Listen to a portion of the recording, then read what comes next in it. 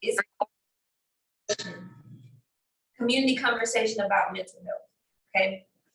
All right. So you can find all of this information at mentalhealth.org. And like I said before, there's a toolkit provided for counselors, even just any random person. It don't just have to be counselors or social workers or anything like that. But if you want to hold a conversation about it, you probably want to have a licensed counselor around. But they provide us with the toolkit in order to be able to hold conversations in regards to mental health, because it's so big. Like, if you would see it, but overall, I'll get started. So, anybody just know, or what do they think mental health is? Like, overall for themselves. Children or people throwing tantrums. Okay. That's it. It could be a form, but like, what is mental health? Going through something mentally challenging. Okay. A mindset of things and problems with your thought process. Yeah. Well, all of that is kind of like connected in one. It's and I'll give you their definition. Mental health is an important part of overall health and your well-being of individuals, families, and communities. A person's mental health includes them being able to handle stress, manage emotions, relate to other people, making decisions, and perceiving the world and their sense of purpose in life. So a lot of people just think about mental health when it comes to like being bipolar. I think another really common one is anxiety and depression. Those are people most talked about mental health disorders. But even anxiety can be broken down. Depression can be broken down. So as well as bipolar, there's more than one type of bipolar. So when people just say, oh, I'm bipolar, because of this, a lot of people don't fully understand what bipolar is. And so I was going to focus, because we're going to be doing this like every fifth Sunday, I'm going to try to focus on one at a time, so that you can get full understanding of all the different types of disorders. Because we do want to, bring awareness to mental health. So we do this in the schools. A lot of people, we do this in the communities. And so it's just really important for us to be able to know and understand mental health. But just like some of the answers that y'all gave, they were just like autism or whatever you said. What I said. And what you said, which is really good, but like I said, it's so much bigger than some of the things that how we understand it. And so sometimes we look at people and be like, oh, I don't know what's wrong with them, and I'm guilty of it. When I was younger, I used to be kind of afraid of people that seemed different from me. Right. Or that was just in a community and you could tell that something was going on with me, but I just didn't know what it was. Right. And so and a lot of times we tend to judge these people. Right. So we want to be able to bring awareness to exactly what mental health is. So we're going to start with anxiety disorders. So what do y'all think about anxiety?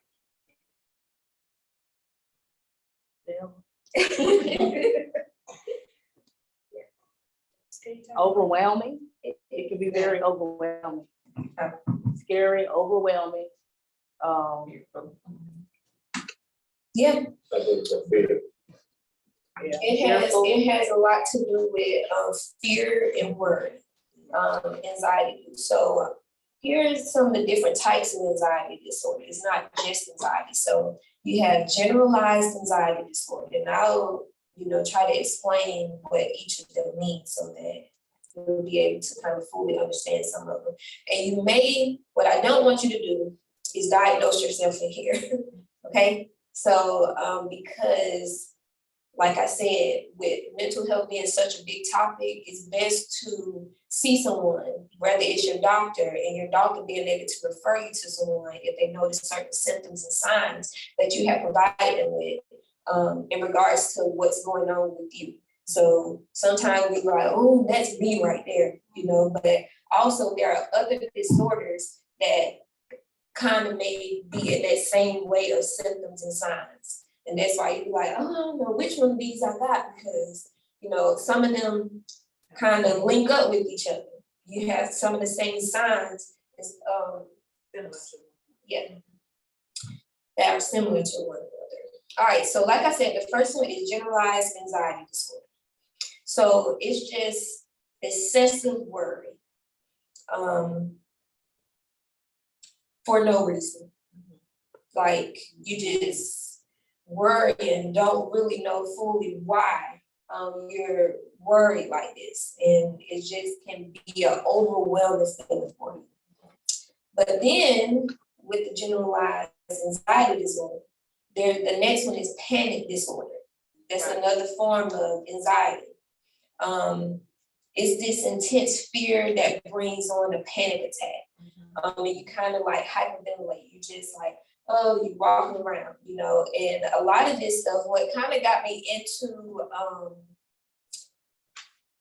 like counseling and different things like that is because I've experienced, you know, anxiety for myself. And so, and then this time y'all can talk about different things if you would like, but just understand that within a group, a lot of times confidentiality is, you know, is unrealistic because you have people amongst you. You can tell them, hey, we're not gonna tell anybody about this, you know, keep it private, but you can't guarantee that. But if you go and see a counselor, it's, you know, one-on-one individual is definitely confidential, as well as if you do a family counseling. So how do you know when you have an anxiety attack instead of just being overwhelmed by a certain situation? Is it the same, considered the same thing? Yeah, it'll still fall under the same tree. That's why I say anxiety disorder overall. You can just boil it down to having anxiety.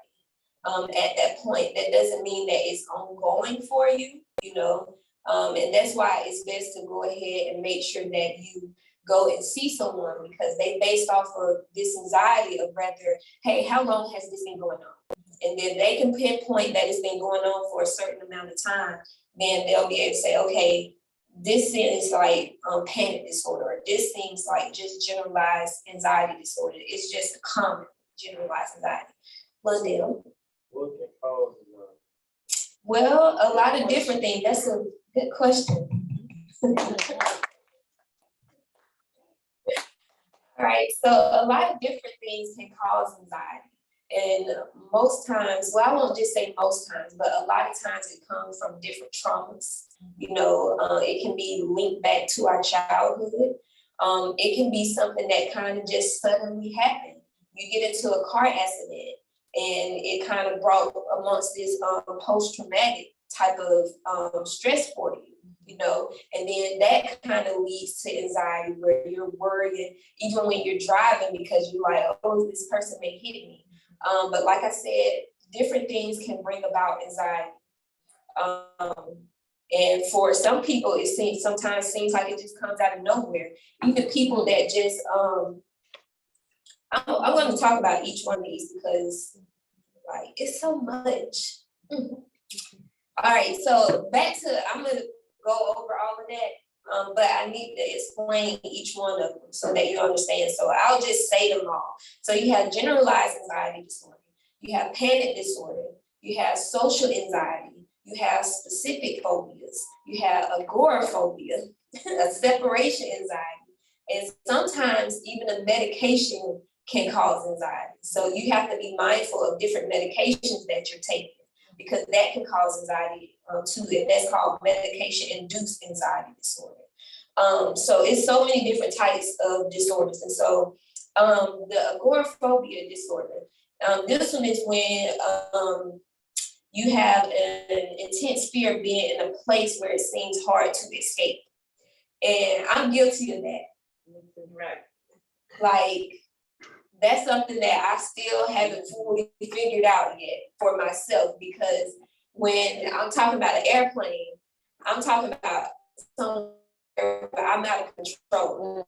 And that's what anxiety mostly is. You feel out of control, you know, of the situation around you. You know, so just speaking on the plane, you know, I have to mentally get there, but also you have to kind of exercise your brain. Okay, when anxiety starts to happen, exercising your brain is important. Even though people say that, you know, your brain is a muscle and different things like that, but if you actually look it up, your brain is an organ. Yeah. But you still have to exercise it because it's connected to different muscles within our body. Yes, So Linda. basically like, that you can do certain things to build a certain way to make it control the time. Yes. It's like working out. Working out, yeah. So you have to definitely exercise your brain, and there are a lot of different techniques that you can use and coping skills that you can use in order to help you kind of power through, and so that you can feel like you have some sense of control, even during a panic attack or just any of these. You can ask a question. Okay. I've never heard the word exercise your brain. You have Explain this exercise. That's how I used to go through the question, and that's how I keep learning to block certain thoughts out of my head. yeah. Right. Yeah, and that's a really good point, being able to block these things whenever they come, because sometimes you have to kind of remind your mind that, hey, everything is okay. You know, this situation is not really as bad as it seems. You know, take a pause right quick and kind of regroup, like, cause sometimes we get to thinking and then it just like zoom, so many different thoughts just try to come up in our head all at once. So you have to purposely take a pause and be like, okay, this little stop sign up, a mental stop sign, because I need to take a moment and breathe. Because regardless of if I continue to have these thoughts, they're still gonna be there. So there's nothing wrong with me just taking a little pause and being able to say, okay, let me figure one thing out at a time. Okay? Because sometimes we get overwhelmed trying to figure out so many different things. And so even the anxiety that we don't know where it's coming from, we're like, I don't know why I'm having it. You know, I don't know, and I'm guilty of it. I've experienced it, you know, just not understanding where it comes from. You can say I'm something. just saying, I would tell anybody to use the shit and embrace it. Don't run from it, you know, run towards it. Because running from it is gonna make it worse and worse. Yeah, Just and embrace they it. would call that being in denial. You know, sometimes we are in denial of what's going on with our bodies, whether we don't want to see a doctor or we just like, oh, it's nothing and different things like that. But if you notice that this stuff is happening quite often, then talk to someone. I'm the Talk to denial someone. person. I'm the denial person because I don't think people understand it when you going through something like that, and that's even with my son or whatever. You think you can fix it, like you say, yeah, I can fix it. I know, you know, and sometimes it's beyond your means of fixable. Like that's how it happened with us. It's so beyond the means that now I look and say, I should have been in counseling. I should have been had him in counseling, and I should have been in counseling with him, right? Because it's so far gone. Like it's yeah. And that's true. Sometimes things can get so, like, let's just use bills for an example. We'll use that for an example. And so let's just say this bill started off as just $50, but you know that you probably didn't have it. So you're like, hey, when I get paid my next check, I'm gonna pay it with that one.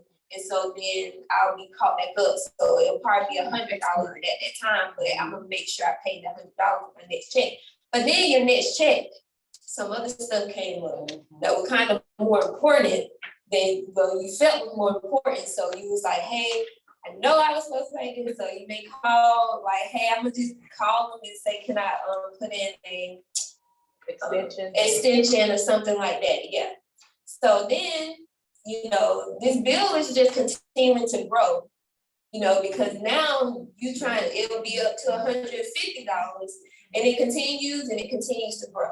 Okay, and so that's what happens sometimes in our lives when we ignore different situations. We act like the problem is gonna go away. you know, or we like, oh, it's not that bad, you know, so, you know, I'll try to take care of it later because life is still going irregardless of that one problem. But then some other problems start coming on, you know, and then with that one, another problem start coming on. So you have so many different problems that start to come on to the point where you start feeling really overwhelmed.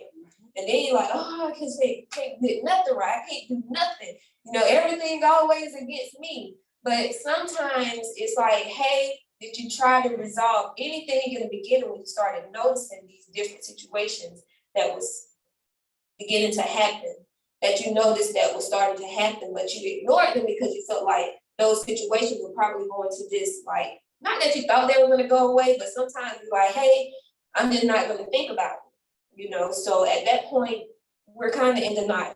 And also they cause you to have restless night. Yeah, so we'll talk about some of the symptoms then of anxiety. So common ones are panic, fear, feeling uneasy, sleep problems, whether you're like just can't be waking up in the middle of the night, you know, can't get a full amount of sleep. You know, you probably get 3 hours of sleep and then you waking up, then sometimes you can go back to sleep and then you wake up again. So sleep problems, not being able to stay calm or being able to stay still, you know, being really cold sometimes or sweaty, numb, or tingling hands and feet, heart palpitations, dry mouth. A lot of people don't even understand that because if you're a singer, a lot of singers may understand like, or if you have to publicly speak in front of somebody and then your mouth start to feel really dry. You know, I need some water. But your muscles feel tense. Anxiety even have like dizzy spells, you know, where you start feeling a little dizzy out of like, so yeah, and that's just some of them.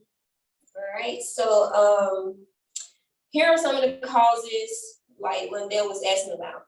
So I made sure to pull up all this. All right, so some of it can be genetics, okay? I think that would be genetic. Well, to me, this is just some of the information that they gave. But sometimes different things run in your family and you notice, you see it happen. Right. And then your child see it happen. And that's how they say it's genetic, but for me, I feel like it's like, you know, your environment a lot of times. You know, so you may be living in a household that person has anxiety and that child notices, you know, and then so you start to worry for your parents because you worry about them, you know, and so as you get older, your child see you worry, then it just kind of, to me, lingers on. So it's a visual. It visually becomes a genetic trait because you see. I won't say just visual, but sometimes just the atmosphere in the house. Yeah. So it can just be, even if that parent is talking to that child about different things that child can't do anything about, you know, but that parent may need somebody to talk to and they're just like, oh, I got this going on. So then that child start to feel worried, like, oh goodness, like, what's gonna happen? You know, because their mindset is kind of small, so they don't fully know all the different outcomes or the situation that the parent probably got themselves in. And then they're, like I said the other night, sometimes it's not what it seems. Sometimes you just need to make some adjustments, you know, and that's what it is with anxiety. And not trying to be in control of everything, you know, that's important too. When it comes to anxiety. So we as parents have to watch what we say to our children because we bring our children into a fact where they're overwhelmed and think it's because of me. I heard people children think that because a parent got a divorce, it's their problem because they hear the children parents talk about it. Yeah. And they take on the responsibility of adults in a divorce and think it's something they've done wrong. Yeah, and it depends on a certain child. But a lot of times children do or may feel like they're the cause of it or something, you know, or even if they just don't feel like they're the cause of it, they've seen their parents together all this time. And then all of a sudden everything seemed all right because the parents are acting okay in front of them. And then it's just all of a sudden we're getting a divorce. You know, so you can tell your children things to help them understand, but a lot of times it's the delivery. You know, if you look panicked and sound panicked, then they're going to feel panicked, you know? So a lot of times it's how we're saying it. But do y'all have any questions? Because I didn't mean for this just to be about me talking.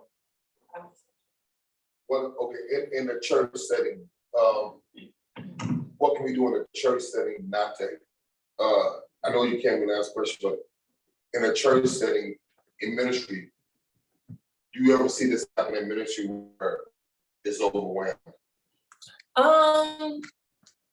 It depends on everybody individually, whether something is overwhelming to them. But that's for that person to be able to understand, like, okay, this is a lot for me, you know? And a lot of this is self-understanding. If you understood yourself a little better, you'll be able to kind of even be in control of your anxiety, you know, and that's the point where I had to come to in order to be able to understand myself. I know that, hey, sometimes my dreams, I may be dreaming about something and then I wake up, I used to wake up in a panic, like, oh my gosh, like, you know, and I couldn't calm myself down. But now when I wake up, I understand, like, okay, I realized that was just a dream. I talk myself down because sometimes even just waking up out of nowhere, your mind is kind of foggy. So it's kind of all over the place. You don't even know where you're at sometimes because you're just waking up out of nowhere. So talking yourself down, like, okay, positive affirmations or whatever they want to, or you want to call it. Just talking yourself off the cliff. Yeah. So you have to have something in place. And so I talk myself down. I watch TV and I watch things that I know that makes me calm. Whether it's, I used to love watching Kings and Queens or, but whatever for me, it's whatever for you, anything that calms you. Whether it's cartoons or whatever it is that calms you, because you have to know yourself individually, like I said before. Without alcohol and drugs. That's a whole different subject, but what if people want to try to take? People do use that as their escape, you know, but still realizing that even trying to escape in that way is going to come back, and it's probably going to come back harder each time because you're trying to run away from it. Mm-hmm. So learning how to train here and also learning how to better understand yourself and your needs, because your body have needs outside of, you know, relations. Your body have needs mentally, physically, so that you can be better and feel better. And so, yeah. What if that person never snapped out of it? And I know some people just like, their mind just constantly gone. Mm-hmm. When you notice that it's getting to a point out of your control, then that's when I will say seek professional help. Because sometimes we try to handle it on our own when it has gotten too big. Like, and it's just like, this is just really overpowering me. And a lot of people don't believe in counseling and different things like that, but that's based off of even our families. Right. You know, it's not talked about. You know, it's swept under the rug and different things. Oh, you'll be all right. You know, even people that just say, oh, just pray about it, it'll be fine.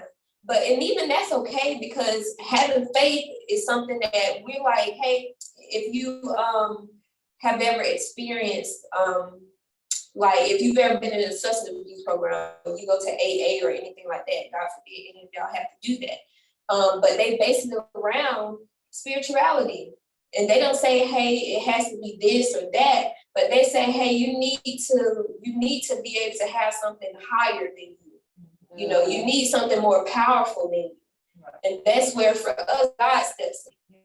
You know, because if you connect the two together, let me relax. Right. And that means let me give it to God. Yeah. You know, because I don't have to be in control of every single thing. I give it to you. Mm-hmm. You know, like that little pause. Mm-hmm. Like, Lord, okay, I'm doing the most right now. I'm feeling really overwhelmed. So let me give this little bit to you. You know, but some people get to a point where it's just so much, you know, because they didn't try to beat it or attack it or attempt to fix it before it got so big. Right. And then that's why I be like, it just won't stop. I don't know what to do, you know, and then a lot of people don't even know what it is, especially anxiety. They're like, I don't know what's going on with me. Or they're embarrassed to talk about it. And they may be embarrassed. So how would the children handle a situation like that, where they are dealing with a friend, where they come and bring their problem to them? How would Well, explain if that to you them? know, I will say, sometimes we try to be like, oh, I know it all.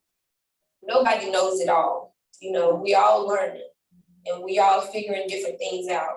You know, there may be some that know about this topic more than you do, and this person may know more about another topic than you do. So don't try to fix something that you know that you can't fully help with. If you know that you don't fully understand, and you know that, hey, I don't really know what to say to my friend, I would say, hey, go and see if they have a trusted person. Ask them, like, is there any adult that you feel like you can talk to? Like anybody. You know, that's one thing that we do. We try to make sure that you have some type of support. Right. You know, because in a sense, sometimes that counselor may be their only support. Right. The only person in their life, but we still don't want them to be dependent upon us either. So it's good to have a support system though. Right. It's really good to have a support system. So asking somebody, like, do you have anybody that you can talk to? You know, you don't have to talk to them every day, but somebody that you can trust, that you can talk to about something. So that's a good way to do it. And then also telling them to seek help, rather if they know that they can't talk to their parents, or, you know, there's no other adults, because even some teachers are good to talk to, because children gain relationship with teachers, you know, that they're like, oh, I love that teacher.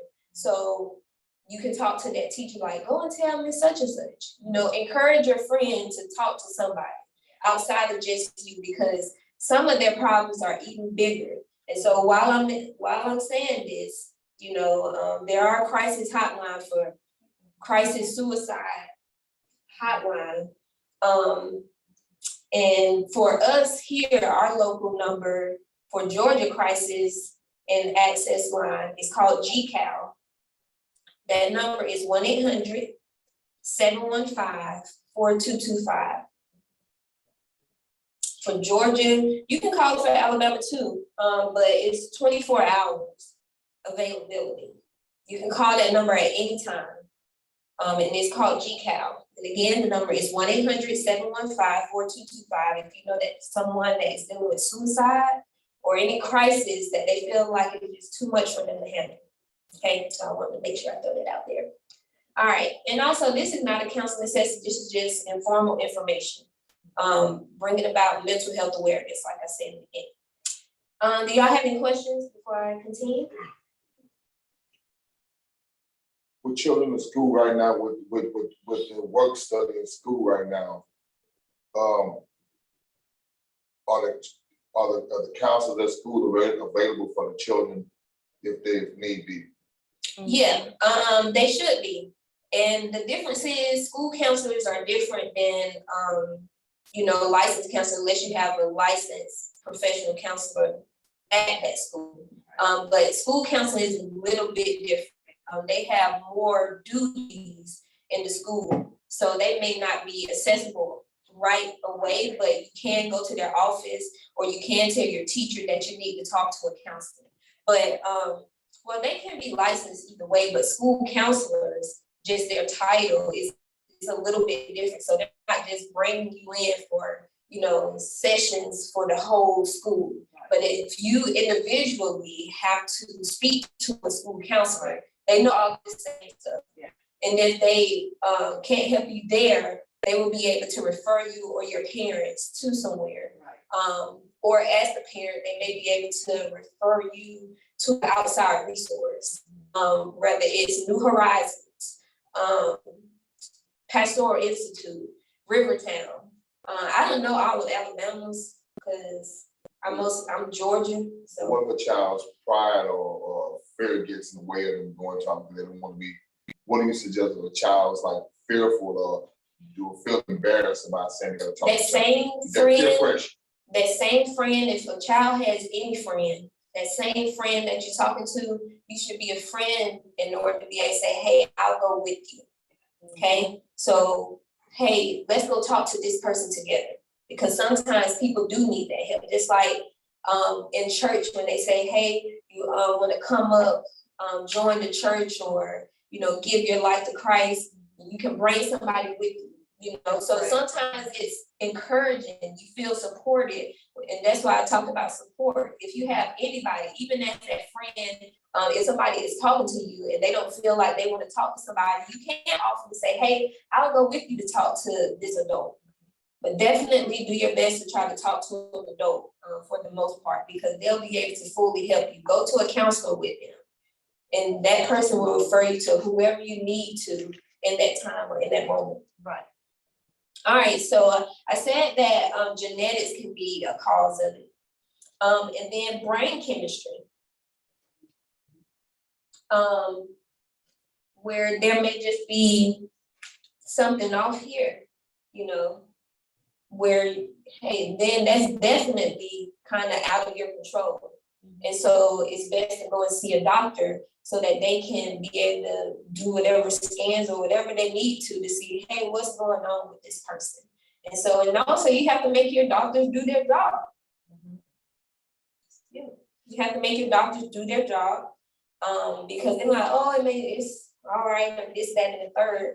But it's really important to be like, okay, well, let me talk to another doctor. If that doctor isn't helpful towards you, then go and talk to another doctor. And that doctor may be able to refer you to another place like Pastoral Institute or wherever they may refer you, or a psychiatrist. That's important too.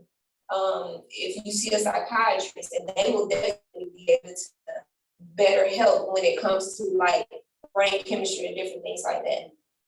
People need to know in most insurance plans now that when the insurance rates went up, that provides for mental health counseling in most places now. Your insurance plan is included in insurance.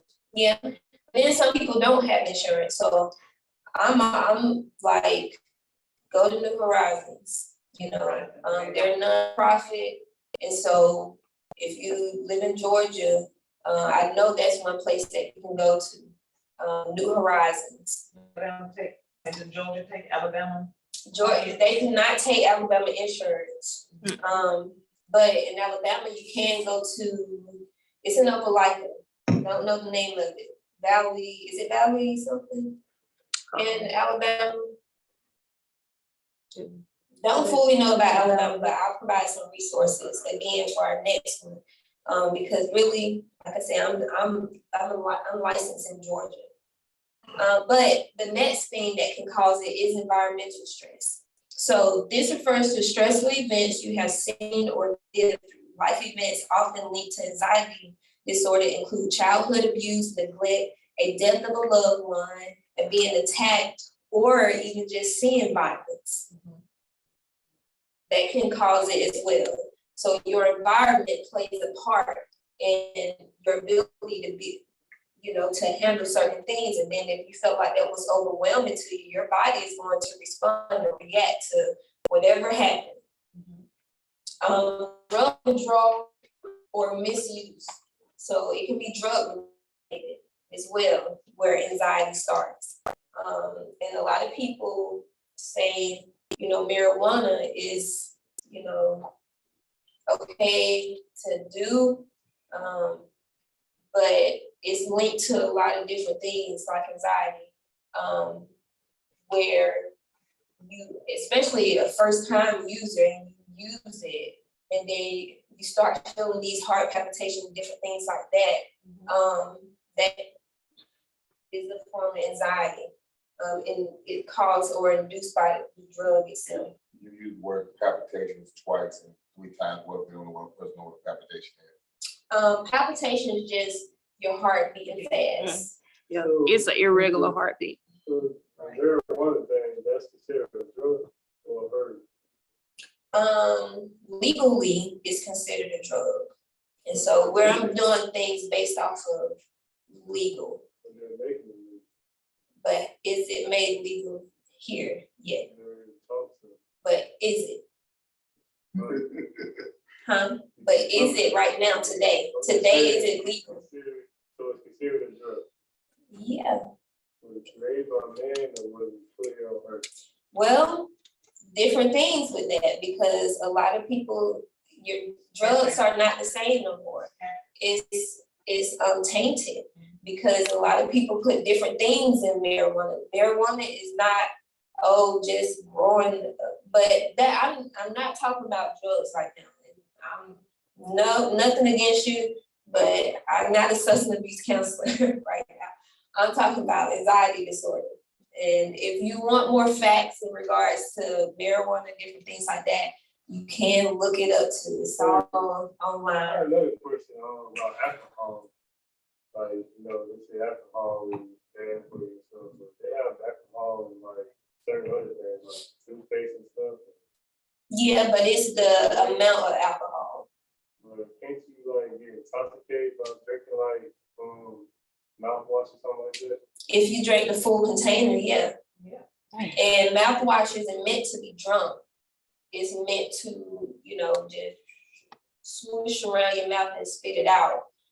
But it's not meant to be drunk. But some people, if they can't get to like the liquor or whatever alcohol, some people will drink mouthwash and it will have the same effects on you. But it's not meant for that. It's not meant for you to drink it because it'll be a lot for your little body. For anybody, but yeah, alcohol is definitely, substance abuse is a whole other topic though.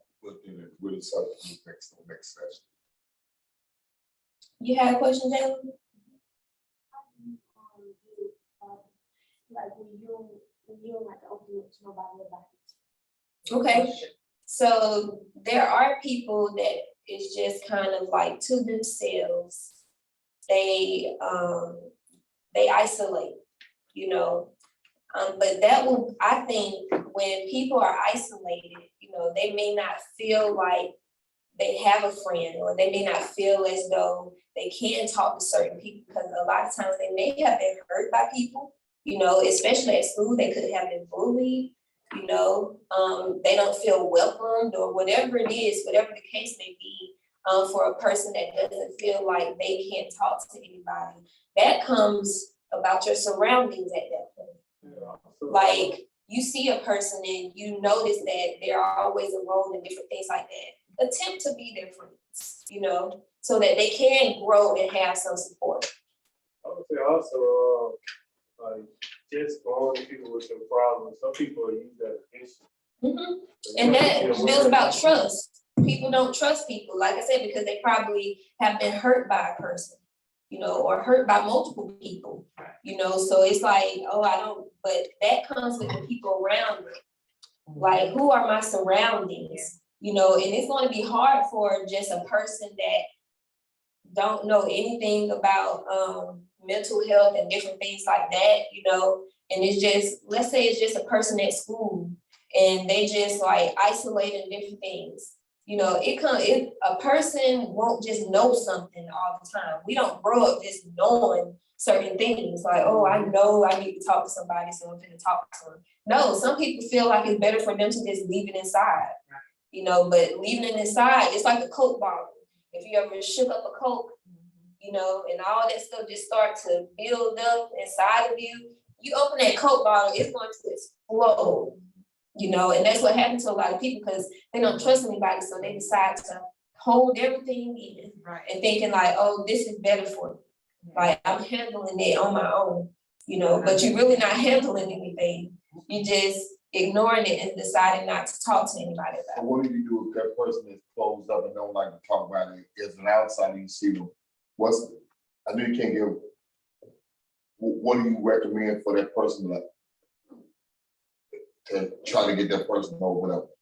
Because sometimes we badger a person and makes it even worse. Yeah. So when it comes to just trying to you can't make anybody talk to you, okay? But you can allow yourself to actually make that person feel calm and to feel like they can trust you. Trust not just giving. Not a lot of times, everybody you're not just gonna go up to because they're really social. Some people you gotta earn their trust. So the people around them have to know how to come to them, not just about being in their business, like tell me what's going on. That's not even how counseling works. You know, we can't make anybody tell us anything. They have to be able to provide that information when they're ready.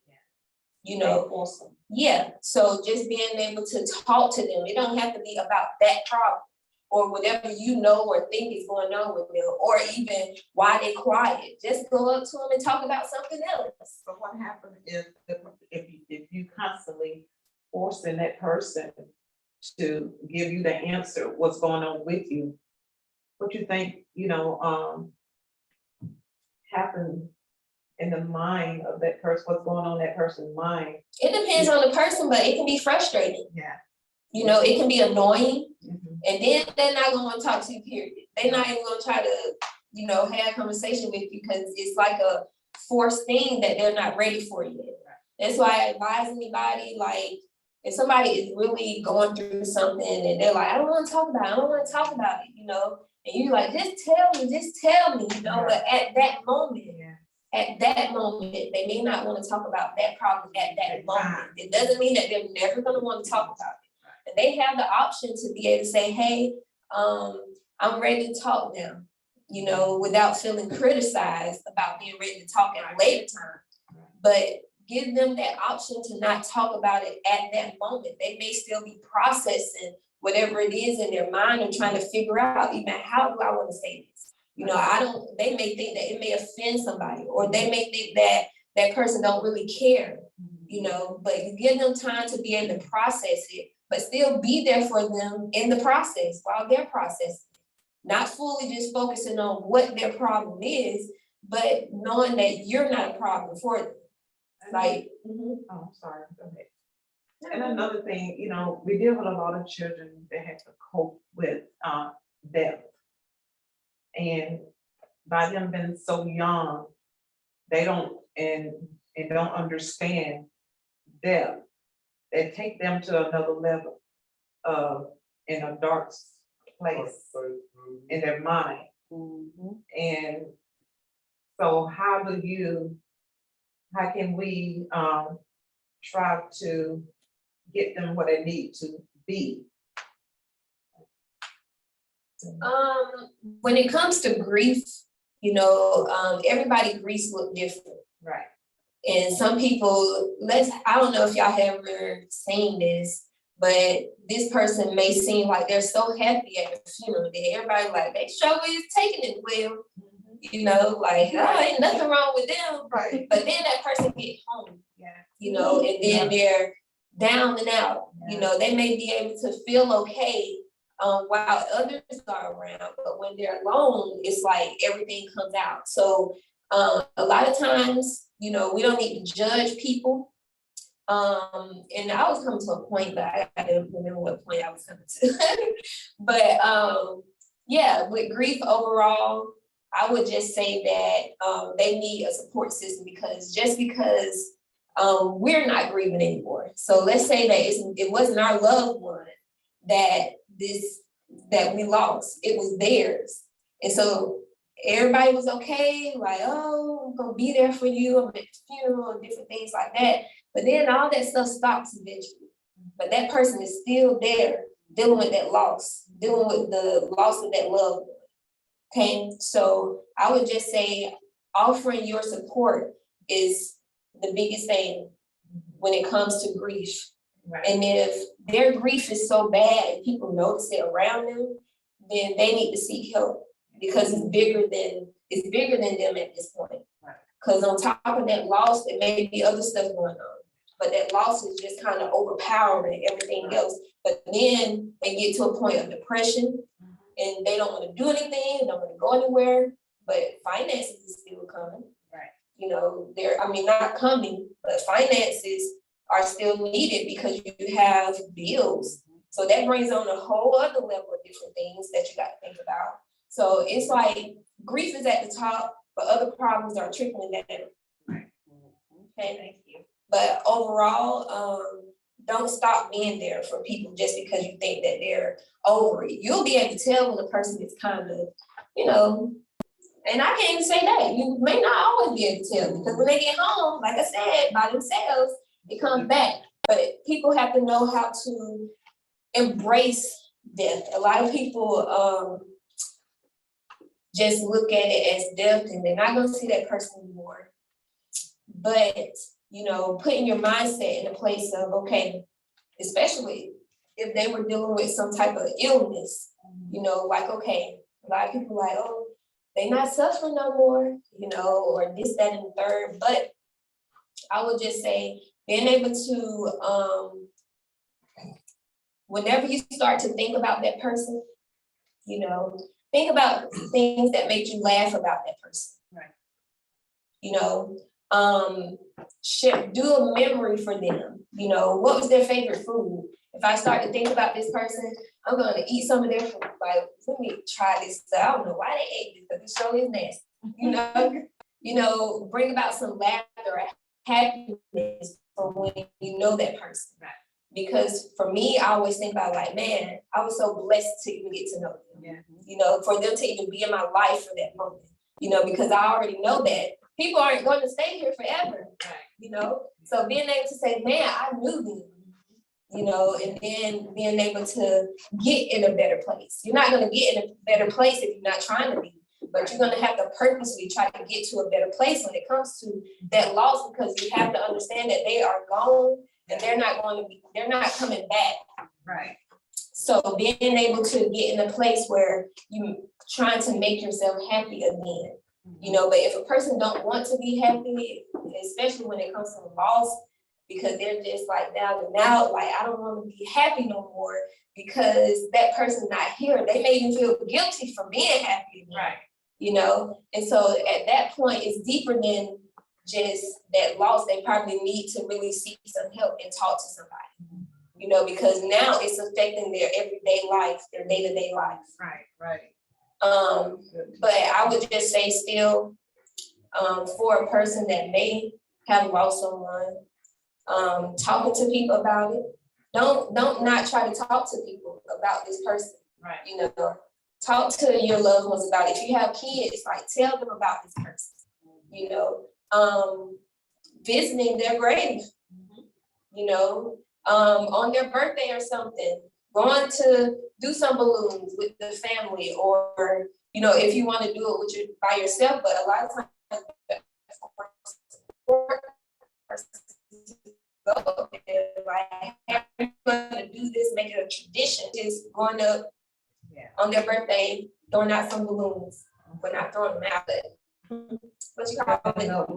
Releasing balloons. But, you know, I tell people to definitely think about those happy moments with them. You know, whatever thought that you can, and that's my first thing, like, you know, tell me something that y'all enjoy doing, you know, together. You know about this person from a happy place. Huh? Oh, but yeah, know about this person from a happy place with them, experience that happy place with them, because they were happy with that person before death, you know. Right. They had to have some happy moments. You know, what did this person teach you? But I don't know how I'm almost talking about it. But some other risk factors for anxiety disorder include a history of mental health disorder for you personally. So if you've had anxiety before and then it went away and then it just came back, so a history, childhood sexual abuse, trauma, negative life events, a severe illness can cause anxiety. And I know that Wendell, sometimes you say a lot when it comes to like people that have gotten the diagnosis of cancer or different things like that. And said they just seem to, like, once they know it, a decline comes. Right. You know, but sometimes, you know, just the thought of that disorder, you know, and then it causes you anxiety, it causes all these other mental health disorder along with that illness, you know, because you can't believe it, or, oh, I'm sorry, go ahead, Jay. How do you deal with the person that has how do you deal with a person that has PTSD is, I would say, you may want to have them seek help or talk to an adult. Like I said, a lot of these same things, it all falls under the same category. And I know it's cliche to say they need to seek help, but sometimes people's stuff is so far gone that it's more than what you can handle. I used to try to handle situations with people when I was young that it drove me crazy. You know, they would be talking about different things like suicide and things like that. And I'm just like, you know, I'm trying to talk them down off this level,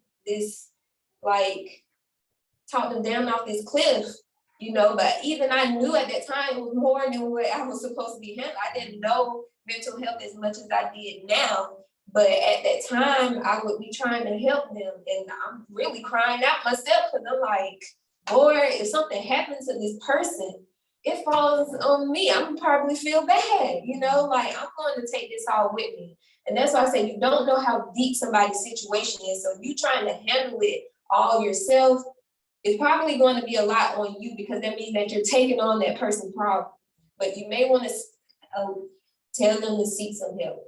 Find an adult, especially for children, that they feel like they can talk to, and that the adult will be able to take them or talk them into seeing somebody, getting some help.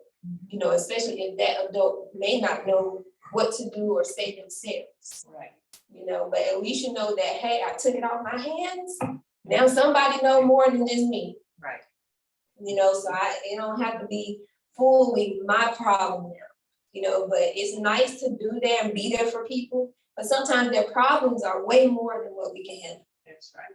It's important for us not to deal with people that may minimize the situation, because a lot of times in life, the person you talk to may make it seem your problem is not as big as it is. So it's kind of important for us not to talk to people that may minimize what you're going through. Yeah, that's really big, because a lot of people, like people say, I tried to talk to somebody, you know, but they just told me it'll be all right, you know. And people do minimize other people's problems because they don't feel like it's such a big problem. Like they be like, that ain't nothing. Like I've done been through way worse, like, but that person had never been through that before. So you can't tell them that that problem is nothing because it's something to them, even though it looks like nothing to us, you know. And I know I used to be guilty of it, just like, it'll be all right. But anyway, you have to learn that people's problems are big to them. You know, even if you don't think that it's not that big of an issue, it's an issue for them. They're bringing it to you. They're trying to talk to you about it. Then they need a listening ear. Then just be there and listen, because even in counseling, some people just want to talk. They don't want you to solve their problem. They don't want you to solve it. They just need to know that they have somebody that they can talk to, somebody that they can trust, to not go and tell the world about their stuff. I just told you, I didn't tell everybody else. And that comes with us having to know our surroundings, know who you can talk to and know who you can't talk to. But I know that this is kind of long. Like, I feel like I've been talking for a long time. So if y'all have any questions, I'm not answering it, but I'll stop here. Because like I said, the mental health topic is so big, and I'm just bringing awareness right now. I'm not trying to train you or anything like that, just making you aware of how big mental health is. With school starting right back, how important is for parents, because parents are dealing with children that's dealing with school problems. For parents are saying, maybe I need someone to talk to, because even with the new school system, with the way they teach children, it ain't the same as 50 years ago. So how do we get parents to understand that it's all right to talk to somebody about schoolwork that something their child is going through, or how to handle it? Well, I would just say, as the parents, listen to your child and listen to the teacher. You know, don't try to figure out who's right or wrong when it comes to certain situations at school. But as long as you're listening to both sides, to be able to say, okay, what can we do? Now we can compromise to see how we can fix this issue. Because a lot of times situations just need a little bit of an adjustment. Okay, I need to do this and the teacher needs to do this and that will help me. You know, but as far as the parents themselves, I know that parents, they're busy, you know, they got their kids, they also have work and different things like that. So not all the time are they able to take care of themselves. But I will say that self-care is important. Take a moment for yourself, even outside of just your kids. Sometimes it is important.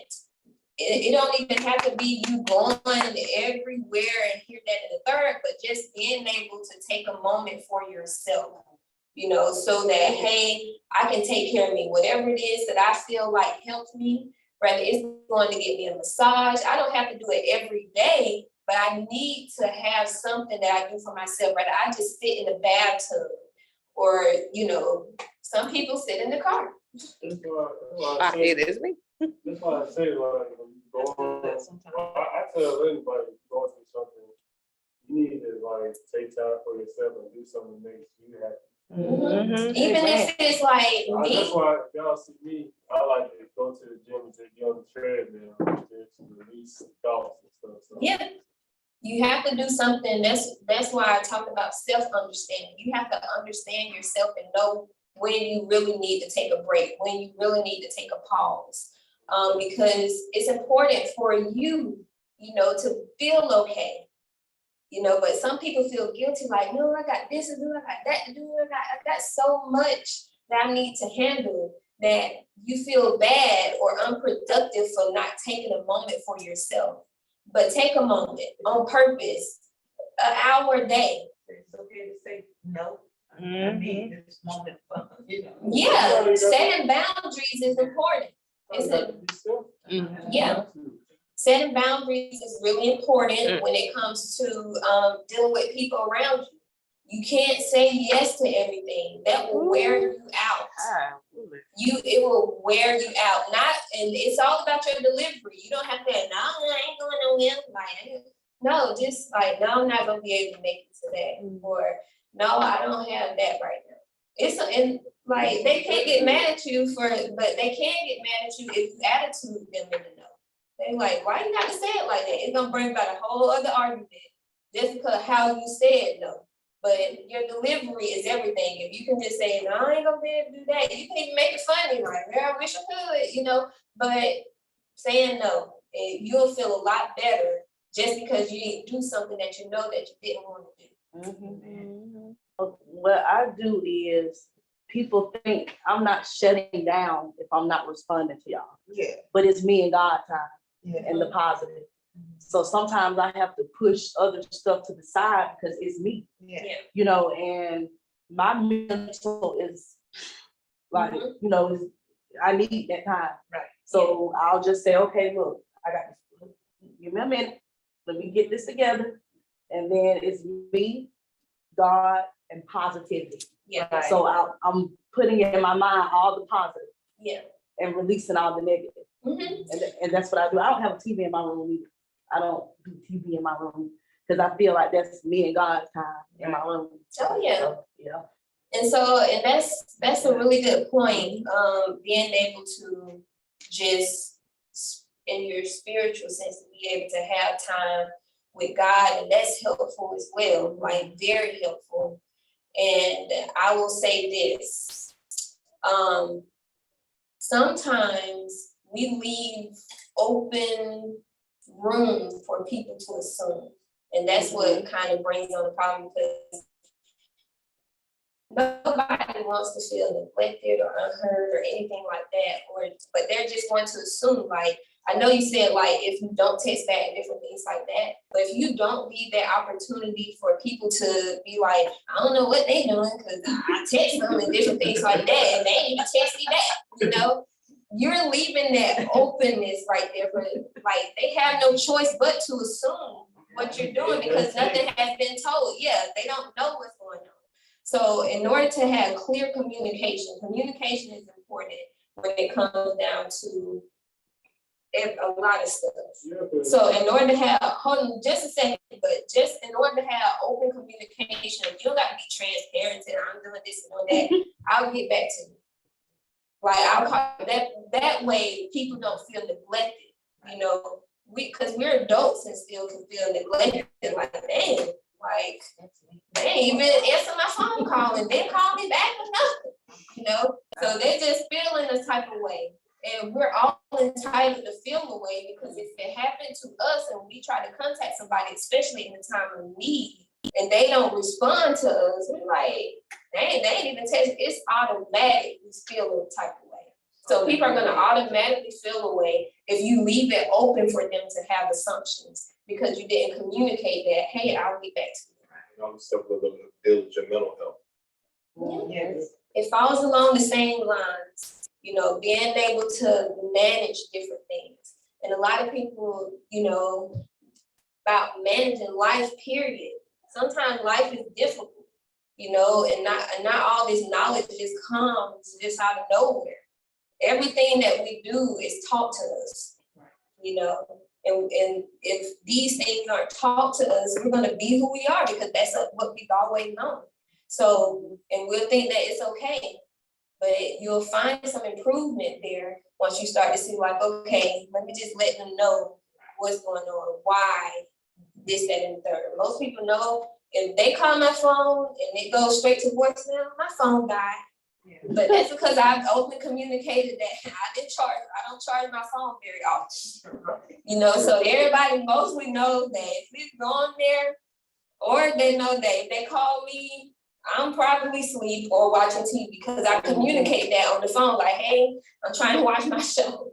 You know, I'm watching my show now. So I'll talk to you later, you know, or I'm asleep because I've communicated enough with people to know me.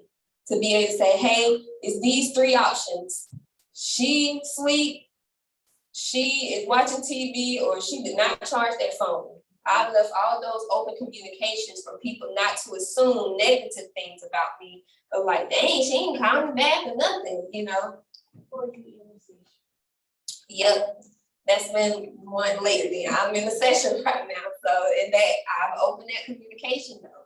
So I have left no room for people to make assumptions why I haven't responded in any type of way. But so as long as we leave that communication open where we're saying, hey, this is going, you don't have to tell people what's going on, but just like, I'll get back to you. You know, I don't know, because maybe you don't know what to say right now. Or just say, I'm busy right now. They got automatic text right now too. Like if somebody call you, you can just press, can't talk right now. You know, that means that you're busy. So, yeah, so, yeah. So that way, you know, it keeps down confusion. Oh, and then also have it on there where you can create your own automatic tips. Yeah, you can customize it. You can customize what you would like to say to people whenever you know that you can't respond to them. And just have something that you just automatically say so that it can just be quick and you can do what you're doing. You know, but if you're in prayer, you don't got to say nothing. Tell them afterwards. But you know, just communicating is important. And so that's all I have for today. I hope some of the stuff that I said was clear. Like I said, I'm not counseling anybody. I'm just providing awareness about mental health. And if you have any questions or different things like that, like I gave you the number for GCAL, if anybody is experiencing suicide or anything like that, you can talk to me, you know, and I'll talk to you about what's the next step, you know. But overall, I want to give this number out one more time for the suicide crisis line here, and it's called GCAL, and that's Georgia Crisis and Access Line, and that's 1-800-715-4225, and they're available 24 hours. They also have just some, not just local, but global ones. You can text or call this 988.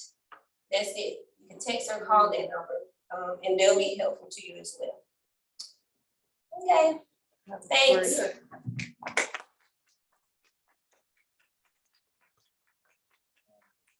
thank Ms. Jordan for the information.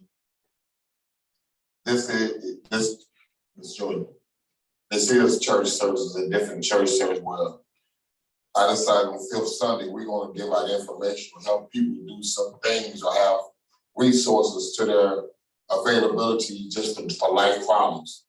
Because every Sunday we come to church, we just preach. People have life problems and they need help somewhere, somehow, to help them get through the day. So I decided to, on Fifth Sunday, to open up a platform where there's information given out just to help anyone and everyone get through life. Because I can always give spiritual information about something. I always go to the Word of God about something, but sometimes people will say, well, I don't hear this. I want to hear something that can help me right now during a situation. And that's why I was led by God to do Fifth Sunday as a chat session. Maybe next year we'll open up where it's video. We can see you back and forth, where we can hear people talk and ask questions. But again, these are not counseling sessions. These are information sessions, because legally we cannot counsel you all. We can give you information where to go or talk about something that's relevant to what's going on. And sometimes the subject might not be your subject this week, but it might be next week. But at the same time period, Ms. Jordan gave you a number to call for certain situations to help you all out. We're not trying to spread your business or to the whole world. We just want you to know that there are places that you can go to get help, and letting people understand that to get help, you must want, so to want help, you must, to get help, you must have to want help. And a lot of times people want help but don't know where to go. Ms. Jordan gave you some resources to ask for help, or even in situations, what to do to maybe help your situation. Every circumstance is different. Every situation is different. But there are helplines out there. So I hope everybody will just take the time out to seek help in your area for whatever situation you got going on. If there's nothing else, I thank you all for streaming in and watching us on the streaming platform. And hopefully this helps someone help to live a better life. You also heard different people say what their situation was. They said that freely with no coercion or anything. They wanted to share some of their life to let you know that these things are real and we do go through this. And that's a blessing that people are really open and saying, I had to deal with this way, or I'm not telling you this way, but this is what I do. This is a suggestion that you may want to do, or you can try this, but I can't tell you to try any of this. You have to make your own decision on what would you want to do. Because at the end of the day, I can ask you today, what do you think you ought to do for this situation? I can't tell you, but leave the option to you to figure out what's best for you. And with that, I just thank you all, and we're gonna close the streaming platform right now. And we thank you all for all that tuned in, and we're done.